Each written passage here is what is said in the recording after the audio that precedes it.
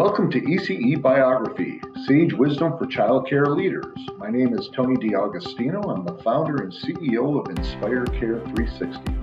In this series of exclusive podcasts, we will meet with tenured and growing leaders in the childcare field, typically operating medium to very large childcare operations from tens of schools to thousands of schools. Our incentive is to learn what has been the path and traits that make outstanding leaders. Join us to glean the sage wisdom from these experienced individuals. Now, let's get started with ECE Biography, Sage Wisdom for Childcare Leaders. This is Tony D'Agostino, founder and CEO of Inspire Care 360. And on today's podcast, we have Jessica Dehn, founder of Dino Drop-In, Explore, Montessori Academy, ABC Dino Academy, and more, Dino Discovery, as well as Dino on the Go and nanny services and Dino franchising. She has a lot going on. She has expertise in, she was an Innovate Her competition, second place for the SBA. She's been an Entrepreneur of the Year in Bozeman, Montana, a graduate of the Goldman Sachs 10KS, and she's created business partnerships to help employers navigate having childcare as an employee benefit. She has some very unique perspectives, and she's really trying to attempt to customize the industry to make it work for different types of families, incentivize what makes the models work effectively within childcare. She has had a very strong impact on her communities, nearly doubling starting pay for providers, opening 9 centers within 9 years and creating 4 separate new brands. She also has done things such as collaboration with school districts so they didn't lose teachers provided when YMCA had left their contract. And with her personal background, she was a pre-med student in college and decided she wanted a deeper relationship with children that she served. Her first job was a special education teacher. She loved it tremendously when she was doing preschool in Minnesota until she moved to Montana. Then she worked for the university and she completed her master's degree.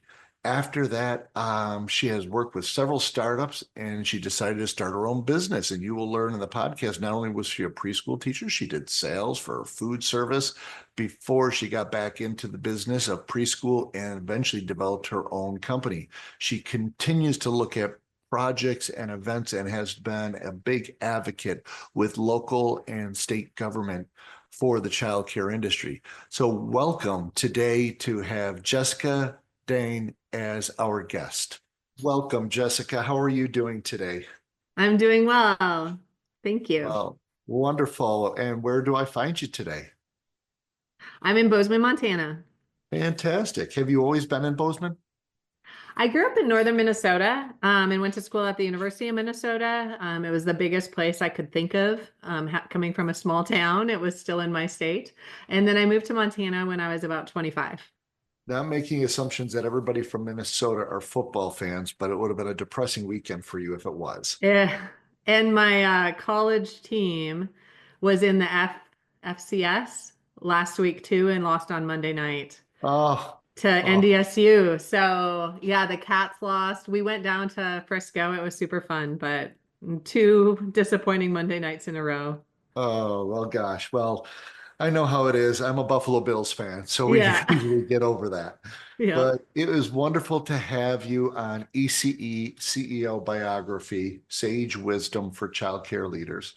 And today we're going to have a conversation with Jessica and have a little bit of an understanding of how she's ascended into her leadership role. And so I want to start off by asking you, if you look back to your just very early years when you were younger, maybe when you were, in your childhood or something of like that, was there anything that you saw leadership spark for you when you were young and maybe even, at different times where you thought you might be a leader, or is that something that came on later in life? I think the leadership spark maybe a bit later. I think the childcare spark was from birth. Really? Tell us about that. What does that mean? I was the oldest grandchild, so the first of my generation. I had dozens of cousins who were younger. I've been babysitting since I was in need of a babysitter. Um, because that's all my family lived in the same town. It was very small. So I got to care for the babies even when I wasn't big enough because their moms were there. They were my aunties. And um, so yeah, I've always done that. I started my first childcare business. Well, I started teaching children at 13 in a Wow. formal setting by teaching swimming lessons. And I always taught the preschoolers then, even way back Oh, then. really interesting. So was it mainly because of so much family around in a small town that you sort of had to take care of each other, or was it just something that you naturally gravitated towards? I think I always just felt the most comfortable and most confident around children. I knew what I was doing because of my upbringing. And then I just felt like they were straightforward and honest. And some of the things I struggle with in adults, they don't have yet. Yeah, well, I can totally say that, when it comes to adults and children, because I own my own schools, Yeah. children are so much easier. I love the children and I love the adults. I have to think of them as, they're still developing too sometimes. Exactly. We Yeah. all are. At least I know I am. Yeah. So when you look at when you were young and you started to eventually get towards leadership, you said you got into childcare first. Tell Mhm. us a little bit about that journey. A number of people here have been in childcare, but what started to intersect between childcare and where you eventually got into leadership? Well, I was in the childcare or working in school systems through my early 20s. I moved out to Montana and I couldn't afford to stay in the industry as a teacher because of the cost of living. And so I explored working at the university. I got my master's, and then I worked for a business incubator. And Hmm. that was the first time I had always worked for nonprofits or governmental agencies. And that was the first time I saw that business could be done ethically and with a benefit to the community. And that really drew me into running an actual for-profit business instead of being kind of confined in a school district or a more like the nonprofit system. Just there's a lot of things that don't allow those systems to move quickly and keep up with the economy and the changes in our culture. So that really appealed to me. I had a couple of business owners who were extremely ethical, extremely giving, and I saw that I would be able to not only raise money, I was a fundraiser Hmm. for several years. And so suddenly I realized, oh, if I'm making money, I can actually give that away too. And it's a little bit of an easier situation. I can still be a great asset to my community and be in business. And I had never thought that was possible before. Wow. Well, that's great. In those formative years, who were your biggest influences on you in your life? Um, I mean, a lot of family because Okay. I grew up in a very small town. There's a company in my small town called Marvin Windows. Okay. And that's right up on the Canadian border. They're a five-generation company, and the gentleman running it now was my peer, was in my high school class.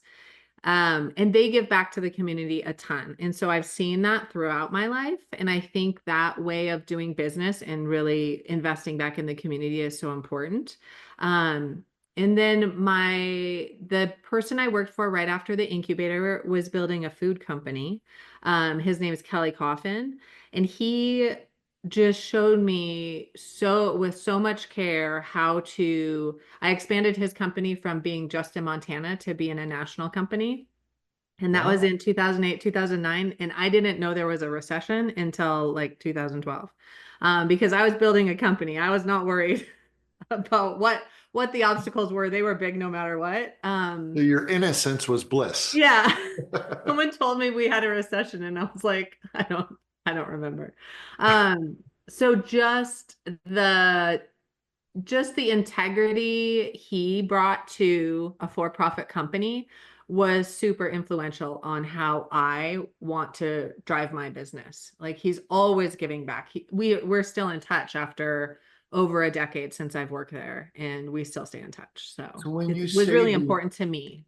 yeah, when you say the integrity, what were characteristics? You obviously mentioned he gave back to the community and gave back Mhm. to others, but what were some of those characteristics that you gleaned directly from him?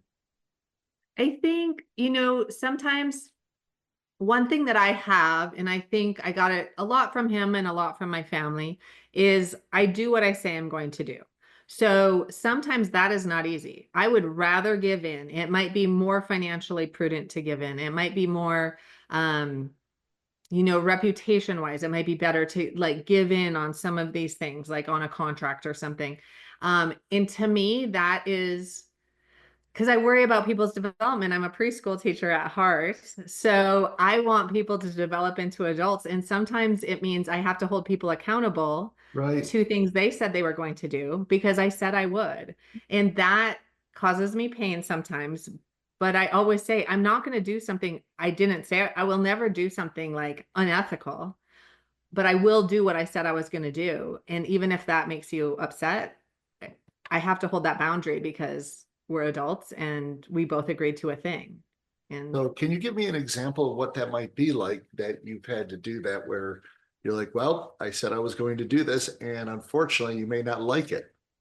right. So like my director just left to have a more calm job. Her husband started having health issues. And she's in a contract that she has to exit the contract either in May or August, just because the stability of the school is so important. And she agreed. Sure. So she agreed to a contract with a financial repercussion for leaving Or- mid-year. Yep. And I knew she financially would that would be a big detriment to her. So we worked it out. I said, I can't let you out of this, even though in my heart I want to, and financially to me it's not the financial piece that matters. It matters that we agreed to this and I said I would do it and I'm doing it. Right. So we worked out a deal where she's going to do some training hours with my staff after she gets her new job. She might do some in-service days for us. So she had a way, we found a way for me to do what I said I was going to do, but also, have compassion for her situation, which I know. So So, that's a really interesting path there because we oftentimes as leaders find ourselves subjugating to individuals where we're trying to flex. Oftentimes, leadership today, I would say, is a little bit different than leadership was 20, 30 years ago, where leadership was more of a management headset of you do this, I told you what to do. mhm. Leadership is very much of empowerment, Yeah, accountability, bringing people on board, getting everybody to feel good about it. And then, oftentimes flexibility floats in there. You're talking about, well, there's a level and there's a place for flexibility, but there's also a place for standing behind my word. mhm. And I find that interesting because what have you noticed the outcomes being that you've taken this approach where you're not really subjugating yourself to those individuals who said, yes, I agree with you, but now I want to change things? Right. I mean, that can be very challenging. And I mean, I'm trying to think of an example. I mean, there's so many examples of um, where the maturity level of the individual is not going to allow for that to be a happy conversation. And Sure. it's unfortunate, but I still stand behind, and part of what molds me as a person is doing what I said I was going to do. This should not be a surprise. I know maybe Yep. you didn't have someone who held you accountable in your past. Yep. But me also following that and allowing entitlement or unrealistic expectations, that's not going to help you develop as an individual. Mhm. And that's important to me. It's important to me if you're 4 years old or 34 years old. It's important to me that some of these lessons I didn't learn until I was in my 30s. So, I think it's important, though, that we don't just continue to empower things that are not going to be beneficial to that human development throughout a lifetime. Like I Sure. budget with my staff sometimes because they didn't learn that in high school, and I don't think it's taught in high school, unfortunately. But we'll sit down and do a budget if they're struggling, because people probably have not taught them that. And it's not healthy for them to continue to just struggle or make choices that are not going to be conducive to their end goal, like buying Starbucks every day rather than saving for a house or something of that nature. Yeah. And so I feel compelled as an individual who cares about them to sometimes have those hard conversations, because it's important to their development and their growth, whether they're young children or adults. And so you could obviously glean, or I could obviously glean the upside of that. You're helping people even with their future on something they may not know about or know well about. Right. Your example about buying, five, now probably $7 Starbucks, every day, as to putting a house payment or a 401k deposit in, Yeah. and, has there been any downside to that style of leadership for you? Something was on the tip of my tongue while you were talking, and now I kind of lost it. Um, It's okay. It might come back. it might come back. I think, it can be challenging because these are not your typical conversations, employer to employee. Sure. So there has to be trust built. Maybe having those conversations too early in the relationship, or not building that attachment. Before the conversation. Like, you need to have trust, then you can have harder conversations. I think people who choose to get to know me understand, like, I'm working hard on their behalf on lots of things, whether it's advocating at the state for change that will benefit them. What I had thought of, um, the downside, in my opinion, to that is when I do an interview, and I typically don't do the first interview anymore, because I see everyone's potential and their ability to grow. Um, and it's harder for me to deduce if they want to go down that path. So I'm like, oh gosh, look at your experiences. Look at all the things you've done. I can totally see this career trajectory. And I don't get to pick that for them.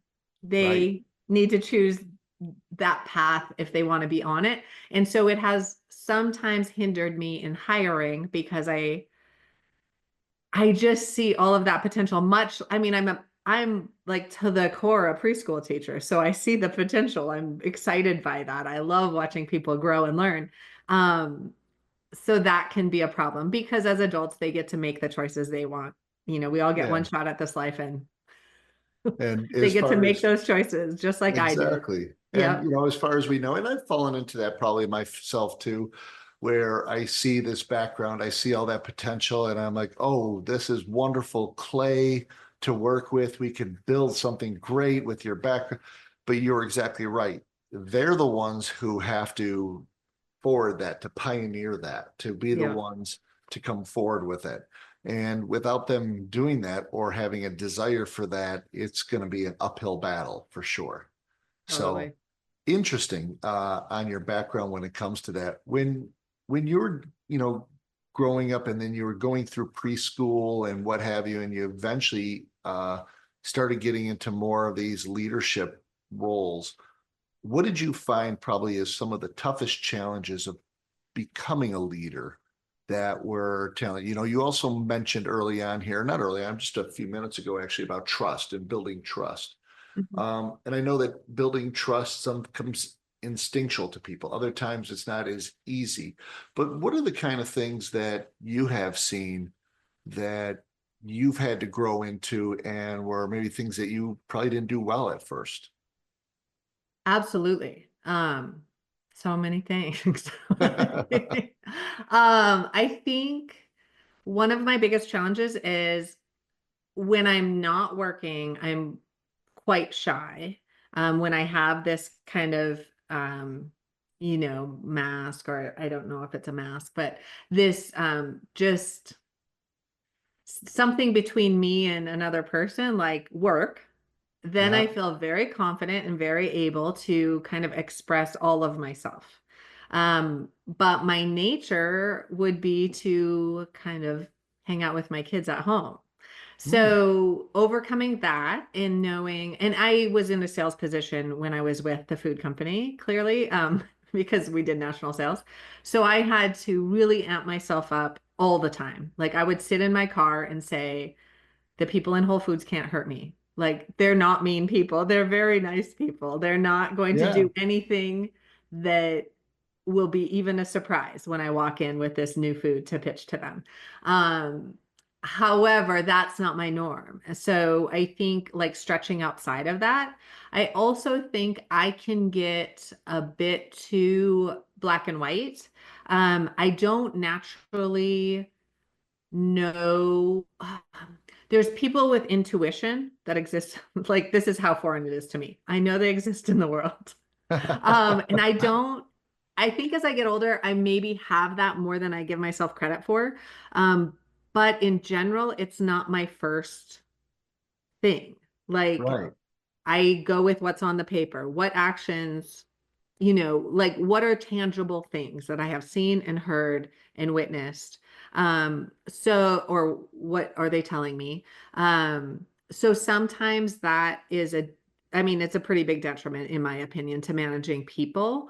I Yeah. try to have managers between me and frontline staff so that I can work more on building relationships with my frontline staff. I Sure. want to be someone that they just would like to hang out at some point, would like to come over and make lefse or do a pizza night or Interesting. I feel like that is something I'm not good at. So I try to take myself out of that direct manager role so that I'm able to not be the direct manager. So you consciously think about things that you're either intuitively good at or things that you may not be strong at. And if something you're not really strong at, you look to possibly delegate that to another individual on a leadership team who can be better at that because that might be their gig. Absolutely. Yeah. Those are my favorite things to delegate. Well, I think Checking they're also boxes and management or like direct management. Those are the hardest things for me. I would rather be on my hands and knees scrubbing a floor with an employee on a cleaning day than say holding some, what we have very high standards. And so I don't want to hold people accountable to those, but I want them held accountable by someone else. right. Yeah. Well, and in a moment too, I want to get into a little bit about what you're doing for your business Mhm. today, just simply because I think, you created a little bit of a unique program in the childcare world, and I think it's definitely worth going through. Before I get there, though, you talked a little bit about the fact that you were in sales, you were with that food service company, you didn't even really know there was a recession going on, and you helped expand them internationally. You Nationally, but know, yeah. in the childcare space, sometimes the word sales has such a very negative connotation. People look at it as the used car salesman. People don't want to be sold. I don't want to be sold. I don't want to do anything about sales or what have you. What was the value that you learned through your sales experience that helped you become the leader that you are today? Yes. So I think it's Zig Ziglar, but I couldn't be for sure. Like sales is just helping people find what they need. So you Mhm. don't have to like sales is not about my bottom line because if all I'm worried about is my bottom line, then I'm going to have a bunch of customers who are unhappy. Like that's not useful long term. If you're looking at long term, you need to be helping people find what they need. And when I do, like I had a tour today. Well, I want this as a pregnant person looking for, a pregnant couple looking for their first childcare experience, probably in 9 months from now, Mm. like by the time they are done with paternity leave. Um, so I don't necessarily want that to sell them on my school. I want them to understand what factors they need to consider when they're looking for a school, because my goal for them is to find a great fit. And that might be my school, and I can point out all the aspects that I think special about my school.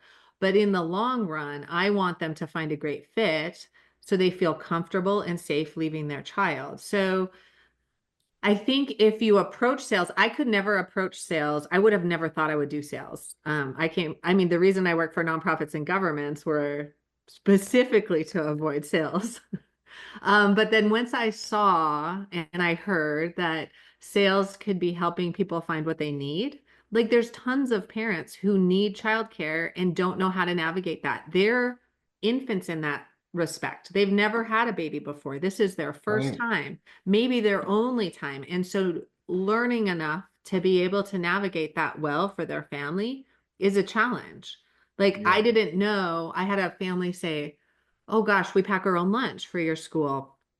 I'm out of ideas. And I thought, I've packed so many bento boxes in my life. Like I'm a pro, I make my kids pack their own now, but back Sure. in the day, I can give you 100 ideas of bento boxes. Sure. Um, and that's when I realized these parents are doing it for the first time too. And as Yeah. childcare providers, we can be a resource for them. I'm very careful about overstepping and saying, as a parent, you should, Right. I don't want that. I want parents and families to have the autonomy to make those individual choices. That's why that parent has that child. I think they're matched. And because of that, we I mean, that was something that turned me off about the industry, so it's something I took out of my model. Um, However, if a parent asks for help, or I can provide help subtly on the website in a soft, engaging way, then I'll do Sure. that because they might be seeking help and not comfortable, or maybe they're asking the teachers for help that's outside that teacher's expertise. So having ways to engage them and help them through that piece of their education is really Mhm. important too. No, and I think the way you put it is good. You're helping them find what they need, Mhm. and I look at it as, my background prior to having my own schools, Mhm. as well as then starting Inspire Care 360, um, was really a lot of business development and a lot of Mhm. sales. I was not a fan going in, but I quickly realized that sales was about solving problems. And it's Yep. really about helping people solve problems. Um, and sometimes you don't get compensated for that, and that sometimes is the best feeling though, because even though it might not be something that you get compensated for financially and rewarded for, like you were mentioning, the fact that you're actually intrinsically able to help someone get to what they really wanted to get to, and it is a little selfless, Mhm. that you're like, hey, I'm just happy you were able to get to where you wanted to. Obviously in business, it's great to eventually get compensated for that, because then we can all survive and flourish and what have you. Yep. So I find that a nice takeaway that you're talking about of how people should consider it and how they should look at building it in. That led to you eventually opening up some schools. So tell us a little bit about Dino Drop-Off. Now, we typically don't, in the middle of our podcast, really explore the company overly much because this is more about you. But I think you have an interesting concept that you've developed. And so I'd like to learn a little bit about how you came about it, what it is, and sort of why you see it as uniquely different in the market. Yes. So I developed Dino Drop-In specifically for my needs. So when I was thinking about going back to work, I worked with my first child at that food company, and he came to work with me every day, and I didn't have childcare. He went to preschool a little bit eventually. And then when I had my second baby, I stayed home and did business coaching and helped people navigate. Um, and one day, so I'm a very big proponent of I wake up in the morning, I do the next right thing. That's my goal. The outcome is not in my hands necessarily.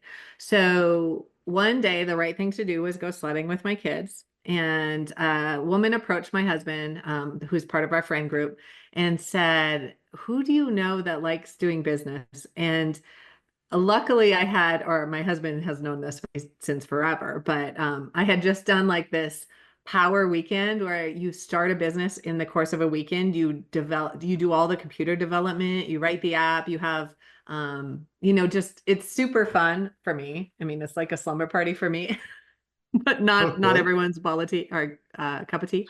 So anyway, I had just done that, and he said, "Well, no one likes business more than my wife. She's going crazy at home." I was staying at home with two kids, and I had a whiteboard and like checklists, and um, yeah, I knew that was not going to be a long-term solution.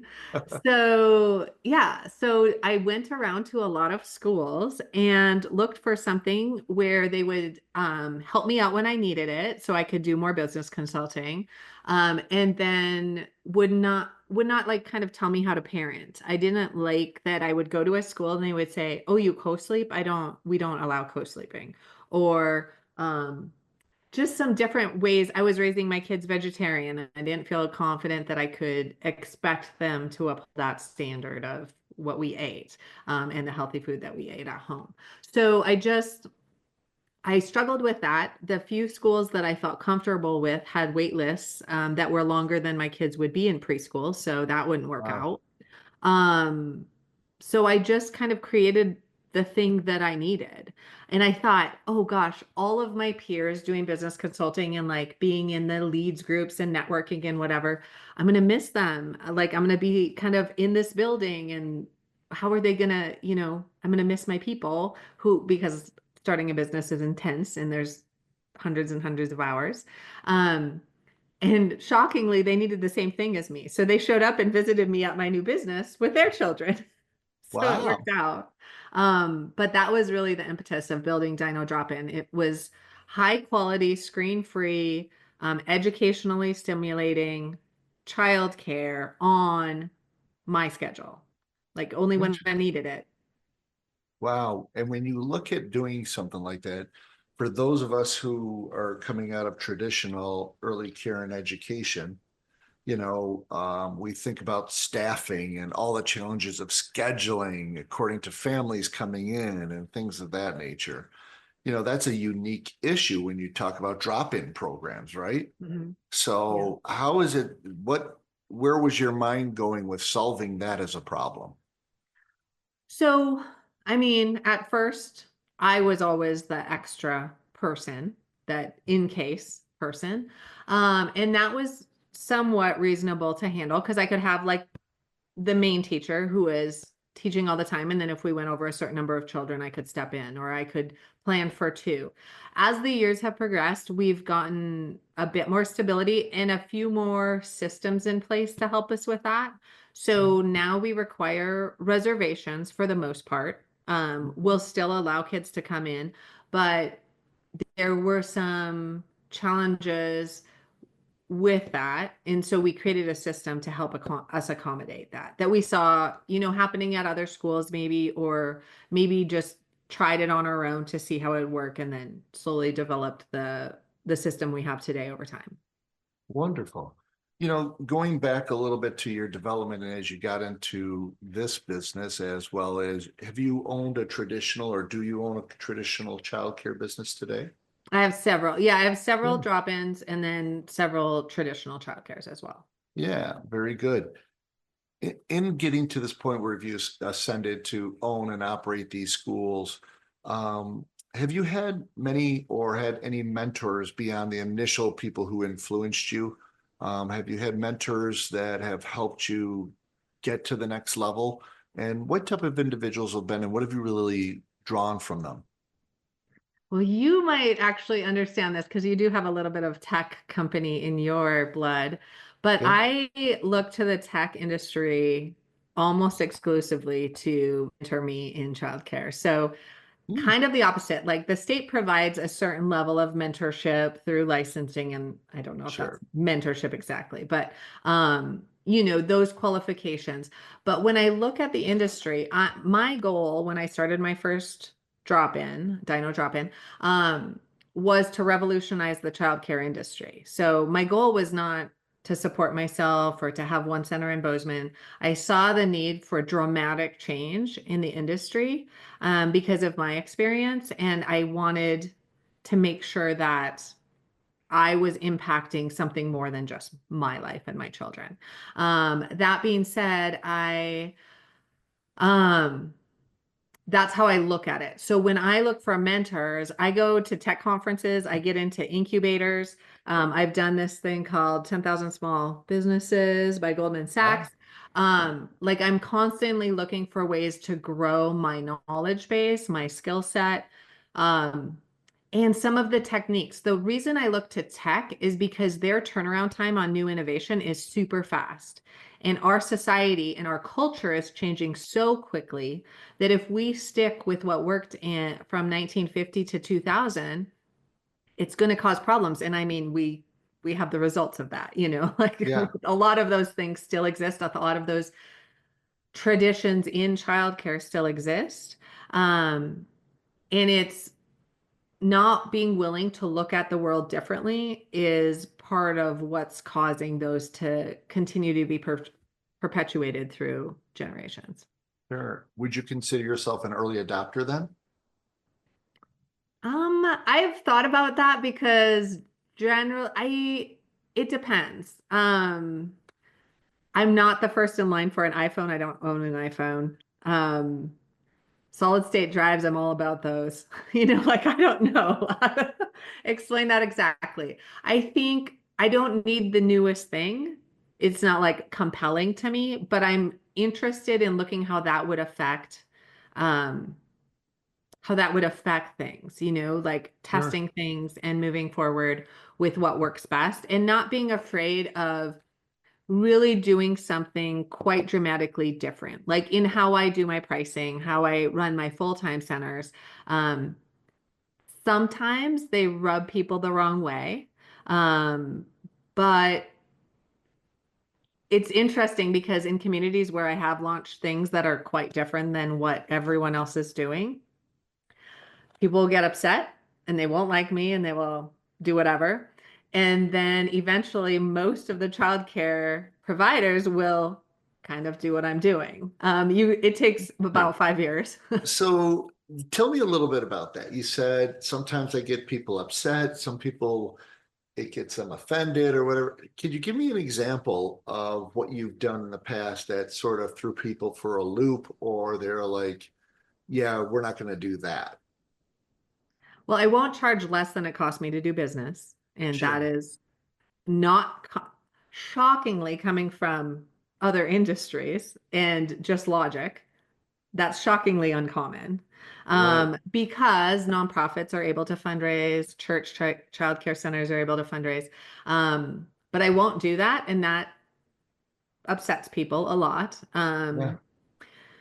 And then I price my days. Even in our full-time centers, we have a school day, and then you can pay for before and after care. Okay. So we have 8:30 to 3:30, 7:30 to 8:30 costs more, 4:30 or 3:30 to 5:30 costs more. Because I want to encourage people who don't need the extra care to have a little bit of savings, and people who do need the extra care to pay for that. It's not, in my opinion, it's not healthy if it's not needed for that child to be in childcare setting for 10 hours Sure. a day, every single day. But the way the industry was run in the past was incentivizing parents. They're weighing the value they have to spend time with their children against the value they have to get the most for their money. And that's not a fair position for us as providers to put them in. We should incentivize them for making the decision to spend more time with their children. Yeah. But we were disincentivizing them. So I love Freakonomics. You might have gotten that from some of my comments. But those are things that I think as a society, as a culture, we need to look at and figure out. So that upset people sometimes because they said, well, the guy next door is saying open to close. And I just think, well, what if I want to be open 15 hours a day to accommodate nurses? Well, open to close is never going to work then, even legally, that's questionable in some states. Right. So incentivizing people to have what they need, but not an overabundance of things they don't need is kind of how I manage that. And initially people, will think I'm doing it just, I don't know why. My motivations and what people think my motivations are very seldom the same thing.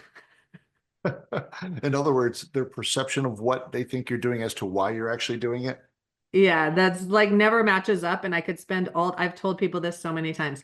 I could spend all day explaining why what I'm doing is correct, or I could just do what I'm doing and help change the world. But I There can't do you go. both. So sometimes I'll be misunderstood and it's just piece of my life. Like, it's Yes. fine. It sounds a little bit more Elon Musk-ish, the way that you're Oh, approaching. please no. I mean, maybe, I don't know. I don't want to be political. No, not on the political side, just his inventive way of, he doesn't really look for other people to approve it. He's like, this is just what I'm going to do. I'm going to bore tunnels. Oh, by the way, we have all this extra dirt, so why don't we create bricks? And we're going to sell bricks less Right. than they sell at Lowe's. You know what I mean? And it's Yeah, just sort of that inventive nature that the mind is going in a different place where a lot of people wouldn't even think. So, exactly. yeah. Yeah. And seeing the whole picture is challenging, even when you're deep in the industry, because there's the governmental pieces of it, there's the family pieces of it, there's the equality piece, there's the equality for teachers who should be able to have families and sometimes financially can't afford it in the Mhm. situations we've been in the past.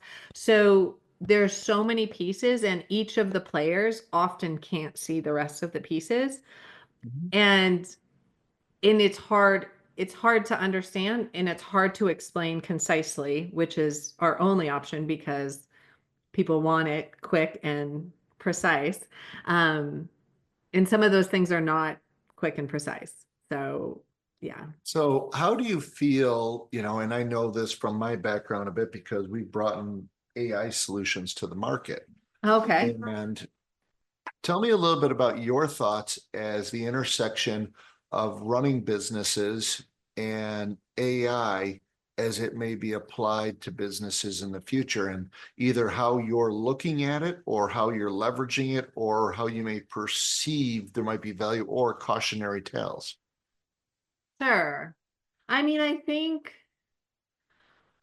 from the marketing perspective and some of the research perspectives, it can get you a long ways. It can't get you to the finish line. Like, obviously, a human needs to read and see how something lands or feels.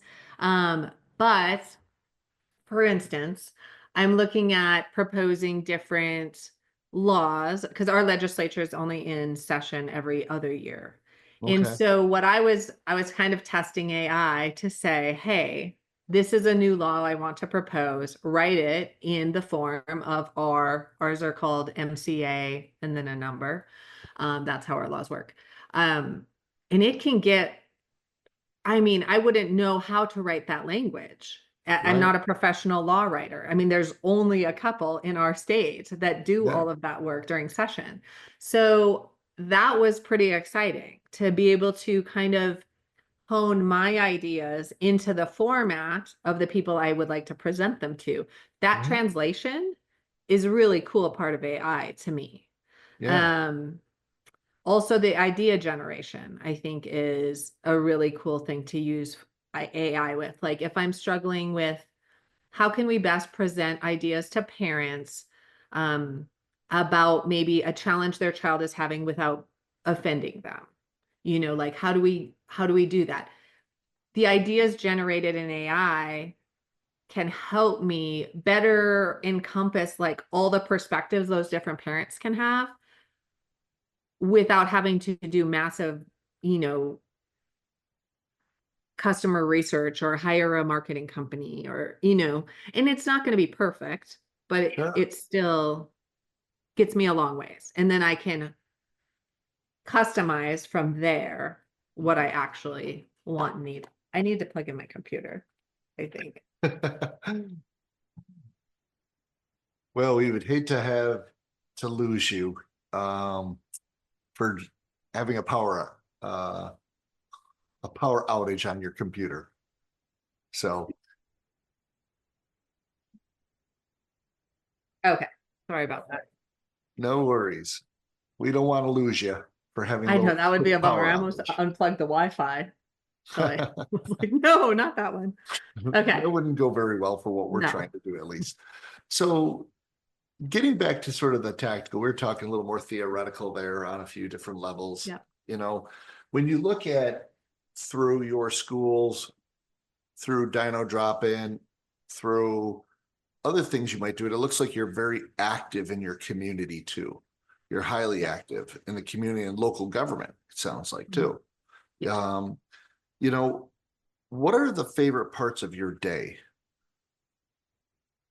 Well, I mean, I love thinking of new ideas. Our government only being in session every other year, that's not, it's like hard to get ahead of the ball because by the time the election happens, like the ball's gone. It's kind of complicated. Um, so I love meeting with legislators and talking to them about how we can, because I want to change the world. I love what I do every single day. I get hugs and high fives, and that is what fuels me to keep going. Um, but I can see the bigger picture, and I want to make significant change for families, like my son's families, eventually, hopefully. Um, so that being said, I would say that's a really fun part of my day, working with either the elected legislators, or maybe the agencies at the state. Those are always exciting days. Not always fruitful, sometimes frustrating, but exciting nonetheless. And then, having grown to a certain level, I'm able to easily give back. So, I mean, honestly, the favorite phone calls I get are from people who like I had two homeless moms last week, and I was like, oh, I can help you like today. The government, the state agency, whatever, that's going to take mountains of paperwork and many meetings and all of that. But like, do you need childcare today? I can help you with that. Like that. And I can meet with them and I can see them and talk to them face to face and tell them it's going to be okay. And I know how to help them navigate this complicated system. Like to me, those are the days when I'm like, you could pay me nothing for forever and I would love that Sun part, shines brighter those days. Yeah. So, and then it makes like kind of the trolls on the internet not matter Yeah. because, Well, you know, you, I know I'm so doing the right thing. Not everyone can see it, and I don't need to blast it all over, but I know I am. So those days make that very evident and they just make me happy. Well, so I do want to, just because you only have about 10 minutes left here. We've Mhm. already blown through an hour and, which is great. There's something you mentioned twice, Yeah. and I'm going to grab onto that. And that is that you want to change the world. Yes. You've said that twice. Tell us more about that. What does that mean to you?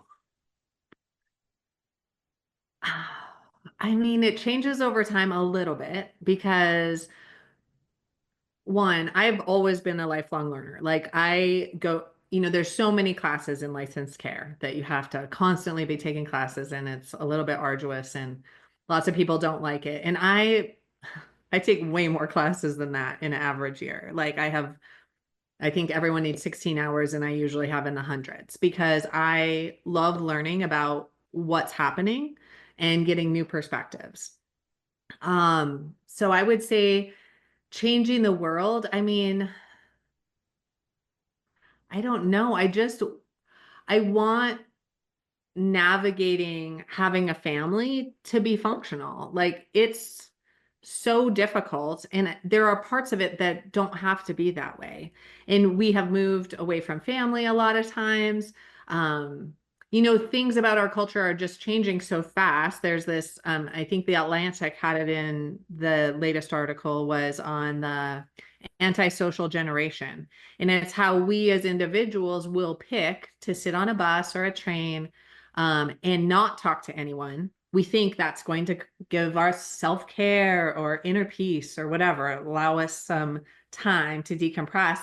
In actuality, when people are paid $5 in Starbucks cards to be forced to talk to each other, they actually have a better outcome at the end of that train ride. They feel better about themselves and humanity and their co-riders.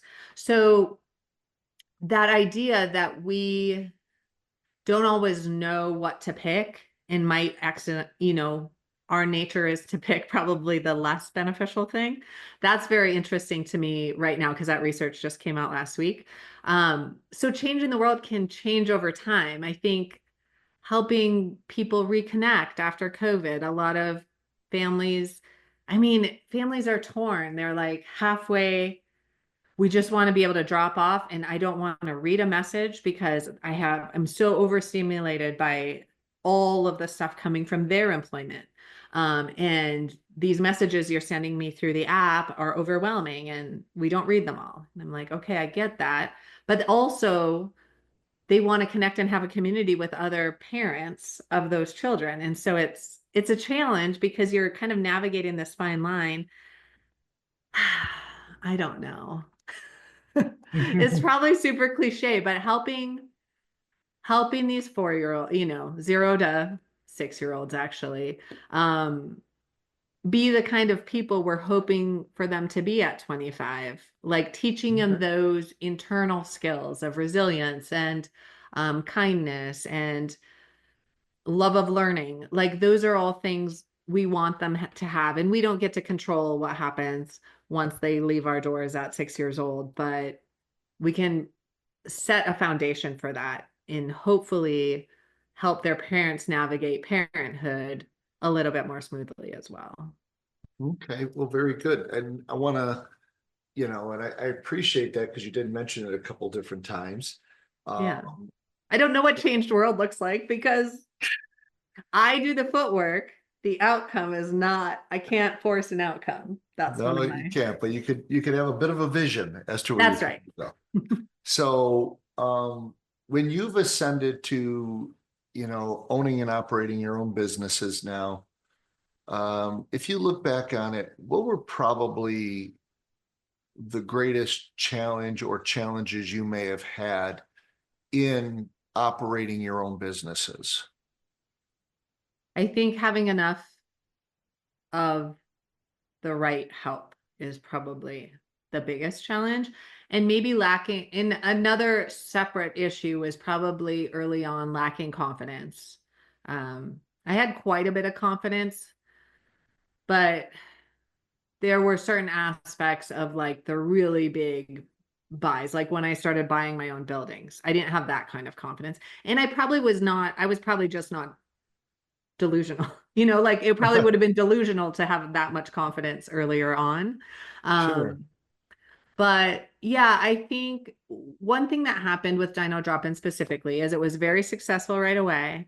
And I grew it to 4 locations within our close area very quickly. And we live in a very high cost part of the state, like probably almost the highest cost part of the state.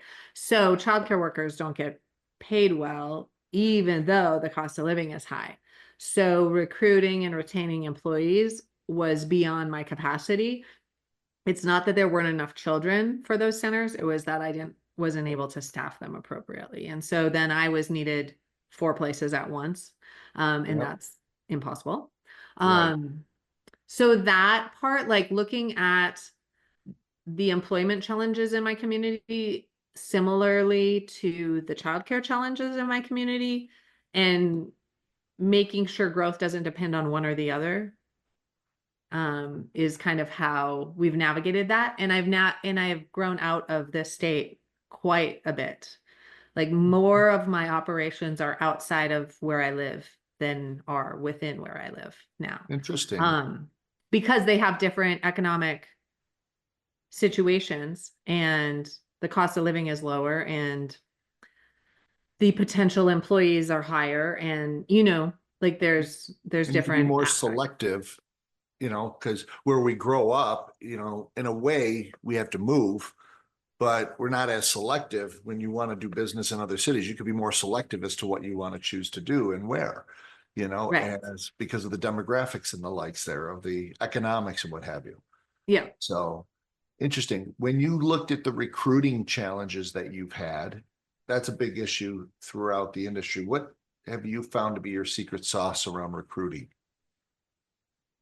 Well, Dino Drop-In each year, actually Dino Drop-In and ABC Dino Academy, so all the Dino brands have an event every year. And we have people come back. Sometimes they might leave for a dollar raise here or something, something that we couldn't accommodate at the time. But we have a conference every year. So we fly everyone out to one spot in Tri-Cities, Washington. Last year we rented out a trampoline park for just our staff and we had games all morning. And then we do a bunch of training. We have an award ceremony where everyone dresses up in prom dresses from a couple years ago for most of them. I have to buy new ones. But um, but most of my staff just, are recently out of high school. So we dress up, we make it a big deal, we bring in a lot of speakers. And I have employees who have maybe moved away and come back, or gone on to other careers and come back after the next baby and they want to work with us again. Who that is why, like, they want to go on that trip. They don't, like, I've bought people their first plane tickets of their life. And I'm like, Wow. gosh, I didn't, that makes me happy, like a 4-year-old learning to sound out a word. Like, I Sure. get so excited about that because, um, you know, caregivers don't get the same things as I experienced in more corporate America. The lavish Christmas party. I went to a Christmas party when I worked for a healthcare agency, and you walked through like the fuselage of a plane. It was like you walked into another world when you went to the Christmas party.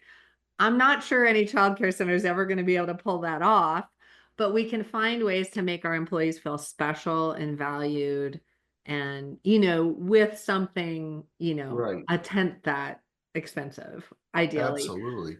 Um, we have studied another thing that we've done recently is studied the language of appreciation.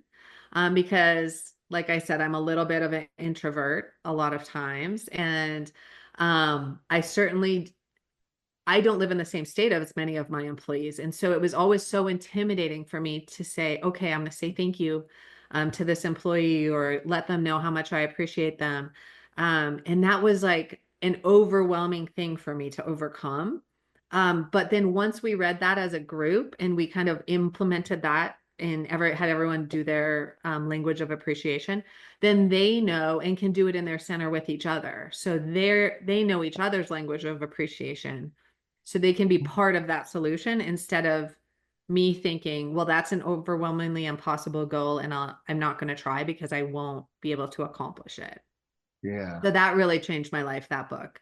Um, we just kind of implemented that last fall and have been training our teachers on that. Oh, awesome.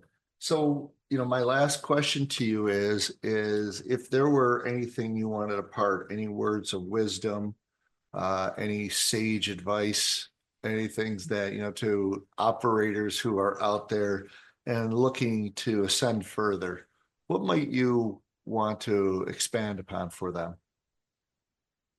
I mean, I think, finding your people and those that you can rely on to support you no matter what. There was a time during COVID in Washington where we didn't even own a building and we still had staff and we were still doing weekly meetings to keep everyone on the same page. It was critical that we did those things, or we would have nothing when the quarantines lifted or whatever. I can't remember what it's even called anymore. So really knowing those people who are going to support you all the time. And if you're not getting that, you can go find that. Right. Because it can be very challenging. I've had trolls online almost my whole career in childcare, at least. It can be very frustrating to have that misperception of what you're actually trying to do be like the common knowledge. And I just have to look at what I'm doing every day and to the people that I know me.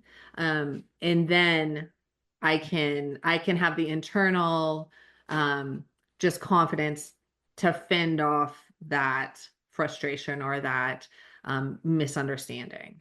Not type fend it off or anything, just like internally get up the next Yeah. day and know that everything's going to be okay and we're going to do the next right thing and we're going to be awesome. We're not going to be fine. We're going to be awesome. There you go. Well, what a great thing to end on. So I want to thank you, Jessica, Yeah.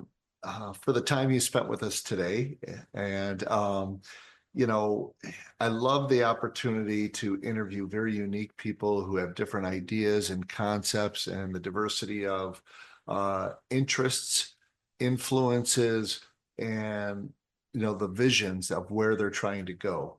I find that to be unique, and I think other people hopefully do too. So, in wrapping this up, and you and I will stay on for a minute or two after, Okay. but I want to thank Jessica Dehn for joining us for our podcast today on ECE CEO Biography, Sage Wisdom for Childcare Leaders. You obviously have found this in one of the podcast stations. If there is someone you would like to have join us to be interviewed here, please don't hesitate to recommend. But we are absolutely thrilled when we do have these conversations. And thank you again, Jessica. Thank you, everybody, for joining. And we will talk to you all very soon. You have been listening to ECE Biography, Sage Wisdom for Childcare Leaders. Thank you very much for listening. We are greatly appreciative of your time. We will continue to produce these programs on an ongoing basis, and please hit the download button and subscribe to our podcast so you do not miss an episode. Thank you very much and hope you have a wonderful day.